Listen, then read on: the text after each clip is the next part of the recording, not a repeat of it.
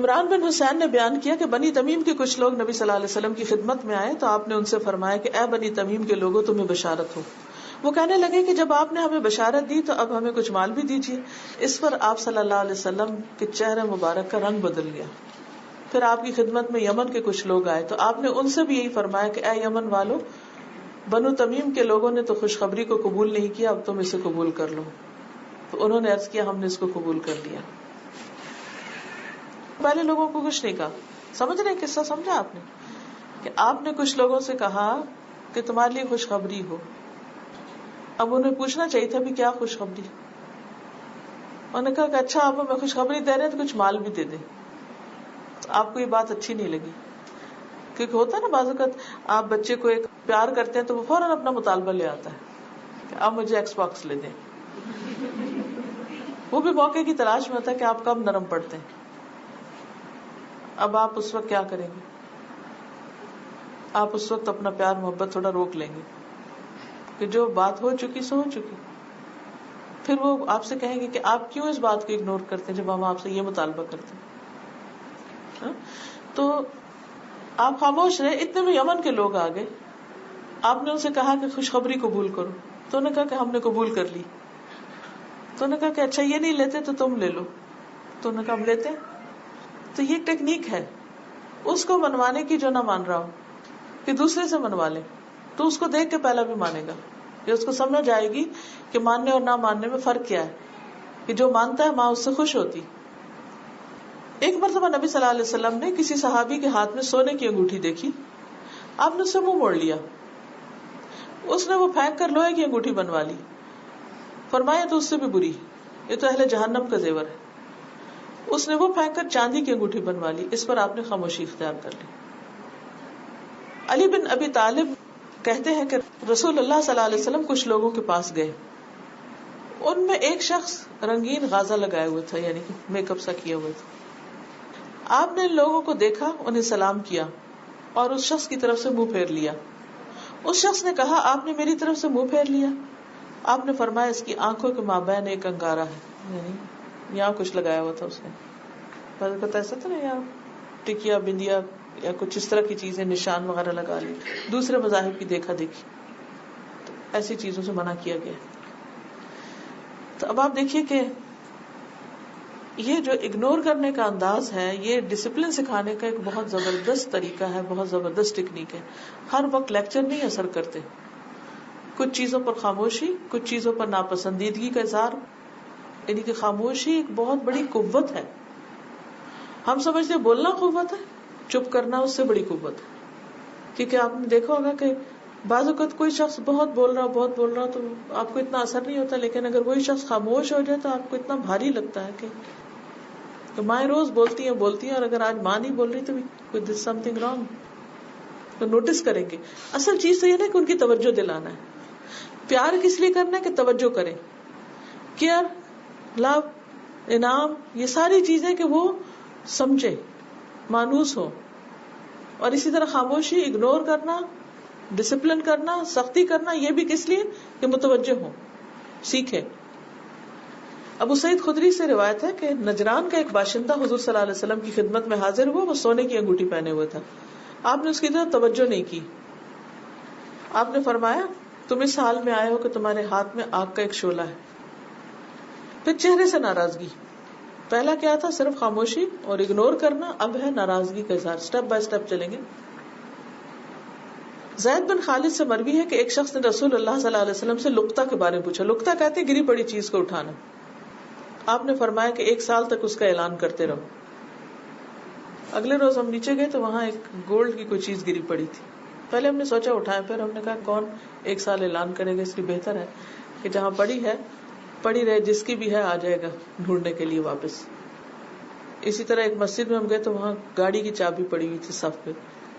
پہلے ہم نے سوچا کہ اٹھا لیں، پھر ہم نے کہا کہ نہیں، جس کی گری ہے وہ خود آ جائے گا، دیکھے گا. جہاں جہاں انسان چیز گرتی ہے وہاں جا کے دوبارہ. لیکن اگر آپ نے اٹھائی تو پھر آپ کی ذمہ داری ہو جائے گی. آپ سے لقطے کے بارے میں پوچھا گیا. آپ نے فرمایا کہ 1 سال تک اعلان کرو، پھر اس کے بندھن اور برتن کی بناوٹ کو ذہن میں یاد رکھو اور اسے اپنی ضروریات میں خرچ کرو. اس کا مالک اگر اس کے بعد آ جائے تو واپس کر دو. صحابہ نے پوچھا یا رسول اللہ صلی اللہ علیہ وسلم راستہ بھولی ہوئی بکری کا کیا کیا جائے؟ آپ نے فرمایا اسے پکڑ لو، کیونکہ وہ یا تمہاری ہوگی یا تمہارے بھائی کی ہوگی یا پھر بھیڑیے کی ہوگی، نہیں پکڑو گے تو ختم ہو جائے گی۔ صحابہ نے پوچھا راستہ بھولے وہ اونٹ کا کیا کیا جائے؟ اس پر آپ غصہ ہو گئے، چہرہ مبارک سرخ ہو گیا۔ پھر آپ نے فرمایا تمہیں اس سے کیا مطلب، اس کے ساتھ خود اس کے کھر اور اس کا مشکیزہ ہے، اسی طرح اس کا اصل مالک مل جائے، کیونکہ اونٹ تو دور سے بھی نظر آ جاتا ہے، اونچی چیز ہے، تو اس کے گمنے کا کیا سوال۔ ایک اور حدیث ہے، حضرت عائشہ سے مروی ہے کہ صفیہ رضی اللہ تعالی عنہا نے رسول اللہ صلی اللہ علیہ وسلم کی خدمت میں کھانا بھیجا جو انہوں نے آپ کے لیے بنایا تھا۔ آپ میرے پاس تھے، جب میں نے لونڈی کو دیکھا تو میں غصے سے کانپنے لگی کہ آپ میرے گھر میں اور کھانا کہیں اور سے کیوں آ رہا ہے، یہاں تک کہ میں نے غصے میں برتن توڑ کر پھینک دیا۔ رسول اللہ صلی اللہ علیہ وسلم نے میری طرف دیکھا تو مجھے آپ کے چہرے پر غصے کے آثار نظر آئے۔ میں نے کہا میں رسول اللہ صلی اللہ علیہ وسلم سے اللہ کی پناہ میں آتی ہوں کہ آج وہ مجھ پر لعنت کریں۔ پھر میں نے عرض کیا کہ اے اللہ کے رسول صلی اللہ علیہ وسلم اس کا کفارہ کیا ہے؟ آپ نے فرمایا برتن جیسا برتن اور کھانے جیسا کھانا، یعنی اس کا کفارہ یہی ہے کہ جو خراب کیا ہے اس کو واپس لاؤ۔ یعنی دیکھیں نا کہ پھر سمجھنے والے بھی کتنی جلدی سمجھتے ہیں نا کہ نوٹس میں آ جاتی ہے چیز۔ جب ہم ہر وقت ہی غصہ کرتے رہے، ہر وقت ہی ڈانٹ ڈپٹ کرتے رہے، تو پھر کس وقت وہ سمجھیں گے کہ یہ بھی اصلاح کا ایک طریقہ ہے۔ حضرت عائشہ کہتی ہیں کہ رسول اللہ صلی اللہ علیہ وسلم حضرت خدیجہ کا جب تذکرہ کرتے تو ان کی خوب تعریف کرتے۔ تو کہتی ہے ایک دن مجھے غیرت آ گئی، میں نے کہا آپ کیا اتنی کثرت کے ساتھ ایک سرخ مسوڑوں والی عورت کا ذکر کرتے رہتے ہیں جو فوت ہو گئی، جس کے بدلے میں اللہ نے آپ کو اس سے بہترین بیوی دی۔ نبی صلی اللہ علیہ وسلم کا چہرہ سرخ ہو گیا، یعنی غصے کا اظہار ہے، جس طرح نزول وحی کے وقت سرخ ہوتا تھا یا بادل چھا جانے کے وقت، جس میں نبی صلی اللہ علیہ وسلم یہ دیکھتے کہ یہ باعث رحمت ہے یا باعث زحمت۔ تو چہرے کا سرخ ہونا، چہرے پر غصے کا نظر آنا، یہ کافی ہے کچھ کیسز میں۔ پہلا کیا سٹیپ تھا؟ اگنور۔ دوسرا کیا ہے؟ چہرے پر نظر آئے۔ حضرت علی نے بیان کیا کہ نبی صلی اللہ علیہ وسلم نے مجھے ایک ریشمی حلہ دیا ہدیے میں نے اسے پہن لیا، لیکن جب آپ کے چہرے پر غصے کے آثار دیکھے تو اسے اپنی عورتوں میں پھاڑ کر تقسیم کر دیا، یعنی پھر انہوں نے اس کو استعمال نہیں کیا۔ اب آپ صلی اللہ علیہ وسلم نے بول کے نہیں کہا کچھ بھی۔ دیکھیے اصل تربیت ہی یہی ہے کہ آپ کے اشارے سمجھے بچے کہ آپ کیا چاہ رہے ہیں، کیونکہ اگر آپ بول بول کے کہہ رہے ہیں تو یہ تربیت نہیں ہے، لیکن اس کے لیے آپ کو اپنے اوپر بہت کنٹرول کرنا پڑے گا اور ذرا بولنا کم کرنا پڑے گا۔ حضرت عائشہ سے مروی ہے کہ ایک مرتبہ نبی صلی اللہ علیہ وسلم ان کے ہاں تشریف لائے تو وہاں ایک آدمی بھی موجود تھا۔ رسول اللہ صلی اللہ علیہ وسلم کے چہرے کا رنگ بدل گیا اور محسوس ہونے لگا کہ آپ پر یہ چیز ناگوار گزری کہ آپ کے گھر میں کوئی آدمی کیوں بیٹھا ہے۔ انہوں نے عرض کیا یا رسول اللہ صلی اللہ علیہ وسلم یہ میرا بھائی ہے۔ آپ نے فرمایا اس کی تحقیق کر لیا کرو کہ تمہارے بھائی کون ہو سکتے ہیں، کیونکہ رضاعت کا تعلق تو بھوک سے ہے۔ رضائی بھائی نے دودھ پیا ہوا، جہاں سے حضرت عائشہ نے دودھ پیا تو اس بچے نے بھی وہیں سے پیا تھا، تو ان کے رضائی بھائی تھے۔ تو آپ نے فرمایا اس کو اچھی طرح تحقیق کر لو کہ کیا یہ بھائی بنتا بھی ہے کہ نہیں، کیونکہ رضاعت اس وقت ہوتی ہے جب بھوکا بچہ کسی عورت کا دودھ پیے اور پیٹ بھر کے پیے، کیونکہ وہ پھر جسم کا حصہ بن جاتا ہے۔ سالم بن عبداللہ اپنے والد سے روایت کرتے ہیں کہ انہوں نے اپنی بیوی کو حالت حیض میں طلاق دے دی، یعنی پیریڈز میں۔ تو عمر رضی اللہ عنہ نے اس کے متعلق حضور صلی اللہ علیہ وسلم سے دریافت کیا تو آپ بہت ناراض ہوئے۔ آپ نے فرمایا اس کو چاہیے کہ وہ اس سے رجوع کرے، پھر اس کو اپنے پاس رکھے یہاں تک کہ وہ پاک ہو جائے، پھر حیض آئے پھر پاک ہو، اس کے بعد اگر چاہے تو اس کو رکھ لے، یعنی کہ اس سے رجوع کر لے، یا پھر بغیر اس کے اس کو طلاق دے دے۔ بس یہ ہے وہ عدت جس کے بارے میں اللہ تعالیٰ نے فرمایا۔ یعنی آپ صلی اللہ علیہ وسلم نے وہاں پر مزید وضاحت بھی کی، لیکن ایسی حالت میں طلاق دینے پر ناراضگی کا اظہار کیا۔ اسی طرح عمر بن شعیب کہتے ہیں، وہ اپنے والد سے، والد دادا سے، دادا کی اب یہ بات ہے، وہ کہتے ہیں کہ ایک مرتبہ ہم حضور صلی اللہ علیہ وسلم کے ساتھ ثنیہ اذاخر کے نیچے سے گزر رہے تھے۔ رسول اللہ صلی اللہ علیہ وسلم نے میری طرف دیکھا تو مجھ پر اصفر سے رنگی ہوئی ایک چادر دکھائی دی۔ آپ نے فرمایا یہ کیا؟ میں سمجھ گیا کہ آپ کو پسند نہیں آئی۔ چنانچہ جب میں اپنے گھر پہنچا تو گھر والے تنور دہکا رہے تھے، میں نے چادر کو لپیٹا اور تنور میں جھونک دیا، پھر حضور کی خدمت میں حاضر ہوا۔ آپ نے فرمایا چادر کا کیا بنا؟ میں نے عرض کیا مجھے آپ کی ناگواری کا احساس ہو گیا تھا، لہٰذا میں نے اس کو ختم کر دیا، جلا دیا۔ آپ نے فرمایا تم نے اپنے گھر کی کسی خاتون کو کیوں نہیں دے دی؟ یعنی اتنا ایکسٹریم ریئیکشن کی بجائے تمہارے لیے ٹھیک نہیں تھی، جس کے لیے ٹھیک تھی اس کو تم دے دیتے. یعنی اس کو بھی اعتدال سکھایا. لیکن یہاں آپ ہر حدیث میں نوٹ کر رہے ہیں کہ صحابی آپ کی ناپسندیدگی کو محسوس کر رہے ہیں، کیونکہ آپ ہر وقت ناپسندیدہ شکل نہیں بناتے تھے. Always pleasant, smiling, open. اگر ماں بھی ایک نارمل معتدل روپ میں بچوں کے سامنے ہے تو جس وقت وہ کوئی ایسی بات کرتی ہے تو فوراً نوٹس میں آ جائے گی. پھر بچے سمجھیں گے اور مانیں گے، کیونکہ ہم نے اپنا رو بھی ختم کر دیا بہت باتیں کر کے. پھر اسی طرح آپ نے مسجد میں ایک دفعہ وہ رینٹ دیکھی تو آپ کا چہرہ سرخ ہو گیا. ایک خاتون کو سمجھ آ گئی، اس نے جلدی سے آگے بڑھ کر اس کو رگڑا اور وہاں پر خوشبو لگا دی، تو آپ نے اس کی تعریف کی. اب یہ بولا نہیں، آپ نے صرف دیکھا اور آپ کو ناراضگی ہوئی تو ان کو سمجھ آ گئی کہ اس بات پہ ناراض ہے. یہی تربیت ہے. اسی سے بچے پھر اچھی باتیں سیکھتے چلے جاتے ہیں. لیکن دن میں 10 بار یہ نہیں کرنا. اپنی ناراضگی کو بھی بچا کر رکھیں کہ کہاں استعمال کر رہے ہیں، کیونکہ آپ ہر وقت ناراض ہوں گے نا تو دوسرے کہیں گے کہ ان کی تو عادت ہی ہے ناراض ہونا، اس لیے کوئی بات نہیں، اگر ناراض ہے تو ہو جائے. تو save it for some better time, کہ جہاں استعمال کرنا فائدہ دے. جریر بن عبداللہ کہتے ہیں کہ رسول اللہ صلی اللہ علیہ وسلم کی خدمت میں کچھ دیہاتی آدمی اونی کپڑے پہنے ہوئے حاضر ہوئے. آپ نے ان کی بدحالی دیکھ کر ان کی ضرورت کا اندازہ لگا لیا تو لوگوں کو صدقے کی ترغیب دی. لوگوں نے صدقے میں کچھ دیر کی، یعنی جلدی نہیں جواب دیا، رسپانس جلدی نہیں تھا. تو آپ کے چہرے پر کچھ ناراضگی کے آثار نمودار ہوئے.